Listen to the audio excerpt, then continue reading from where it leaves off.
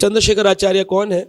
बताया गया भगवान कृष्ण की लीलाओं में जो सोमदेव है, चंद्रमा, वही चंद्रशेखर आचार्य, जिन्हें आचार्य रत्न भी कहा गया, आचार्यों के रत्न, डायमंड ऑफ द आचार्यस, आचार्य रत्न। इनके कोई संतान नहीं थी और प्रारंभ से ही नवद्वीप में महाप्रभु को अपना पुत्र समान माना। निमाई के गार्जियन बनकर रहे और एक बार निमाई ने कुछ लीला करी थी उनके घर में, एक नाटक जिसमें लक्ष्मी जी बनकर के निमाई पंडित चैतन्य महाप्रभु लक्ष्मी माता का रूप लगकर आए थे।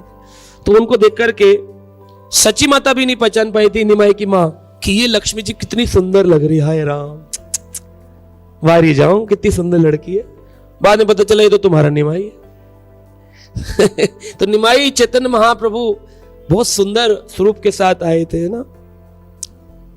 कंदर्प कोटि कमनिया विशेषोभम, करोड़ों करोड़ों कामदेव की सुंदरता भी भगवान की सुंदरता के आगे जीरो हो जाए, इसी सुंदरता भगवान की। तो चंद्रशेखर आचार्य अद्भुत रूप देख करके उनके आकर्षित हुए थे। जब उन्होंने सुना कि चंद्रशेखर आचार्य ने कि महाप्रभु कटवा में जाकर संन्यास लेने वाले हैं, तो उनका हृदय एकदम रोने लग गया। बहुत बड़ा रुदन कार्यक्रम चला है, अगर कभी आप लोग पढ़े कि चैतन्य महाप्रभु का संन्यास लेने से पहले रुदन हुआ है, रोए हैं सब। और आज भी गौड़ीय वैष्णव महाप्रभु का संन्यास स्वीकार नहीं करते। आपने कोई ऑल्टर देखा इस्कॉन में जहां पर चैतन्य महाप्रभु ऑरेंज ड्रेस में हो और मुंडन किए? तो हम उनके 24 वर्ष के बाद की लीलाओं का आस्वादन नहीं करते हैं, हम उनके 24 वर्ष से पहले की लीलाओं का आस्वादन करते हैं। इसलिए गौर निताई को हमेशा श्रृंगार नवदीप लीला में ही रखा जाता है।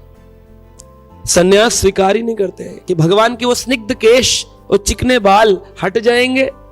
जिस नई को बुलाया गया था वो भी बोला, इतना रोया, बोला मैं नहीं काट सकता इस सुंदर स्वरूप के बाल, मैं हटा नहीं सकता हूं, मैं मर जाऊंगा, मैं इसके बाद हाथ चल नहीं पाएंगे अगर मैंने उस तरह चला दिया। महाप्रभु कोई बात नहीं, एक बार उस तरह चला दे, फिर मैं तेरा उस तरह चला दूंगा, तेरा घर उस तरह चल जाएगा। किस तरह? बोले उस तरह चलेगा, यानी ठाकुर जी कृपा से चल जाएगा तेरा घर, चिंता मत कर। और उसने यही किया था। महाप्रभु का मुंडन करने के बाद अपना जो पेटी थी जिसमें उस तरह था, क्रीम पाउडर रखता था, वो सब उठा करके उसने नदी में फेंक दिया था। कहा आज के बाद अब मेरे हाथ किसी का मुंडन नहीं कर सकते। ये सन्यास ले लेंगे महाप्रभु, ये बात स्वीकृत नहीं है भक्तों को। तो चंद्रशेखर आचार्य इतना रोए और उन्होंने कहा महाप्रभु क्या आप नवदीप को अंधकार देना चाहते हैं?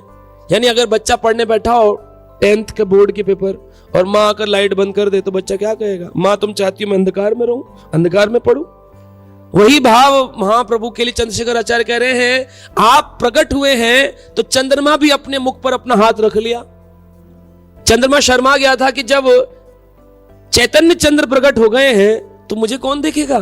इसलिए लोग कहते हैं जब महाप्रभु का प्रकट हुआ तो ग्रहण लगा हुआ था, ग्रहण थोड़ी लगा था। चंद्रमा शर्मा के दोनों हाथ अपने मुंह पे रख लिया, उसकी रोशनी आनी बंद हो गई। तो लोग बोले अरे देखो ग्रहण लग गया है। ग्रहण नहीं लगा था। भगवान जब आते हैं तो अपनी सारी के सारे ग्रह नक्षत्र बनाते हैं कि नहीं? हाय अनुकूल होते हैं। जब भगवान प्रकट होते, कृष्ण आते हैं तो रोहिणी नक्षत्र में आएंगे, राम आएंगे अभिजीत नक्षत्र में आएंगे, तो चैतन्य ग्रहण में आएंगे क्या? ग्रहण नहीं था। चंद्रमा पूर्ण रूप से प्रकाशित था और सारे लोग भगवत नाम ले रहे थे, लेकिन तभी क्या देखा कि चैतन्य चंद्र आने वाले, उनकी सुंदरता के आगे मुझे कौन देखेगा, ये सोचकर शर्मा गया चंद्रमा। ये आचार्यों की थॉट है। और लोग बोलेंगे भारतीय संसारी जो ब्राह्मण्स होते हैं क्या कहेंगे? ग्रहण लगा था तब आए थे भगवान। भगवान क्यों आएंगे ग्रहण? तो ये भाव है। सारे देवी देवता प्रकट हुए थे उस दिन नवदीप में, गंगा स्नान करने आए थे। किस लिए आए थे? लोग बोले ग्रहण में स्नान करना चाहिए इसलिए आए थे। बोले नहीं, महाप्रभु को दर्शन करने आए थे कि देखें तो राधा और कृष्ण को अभी तक युगल रूप में देखा है, युक्त रूप में भी तो दर्शन करें कैसे दिखते।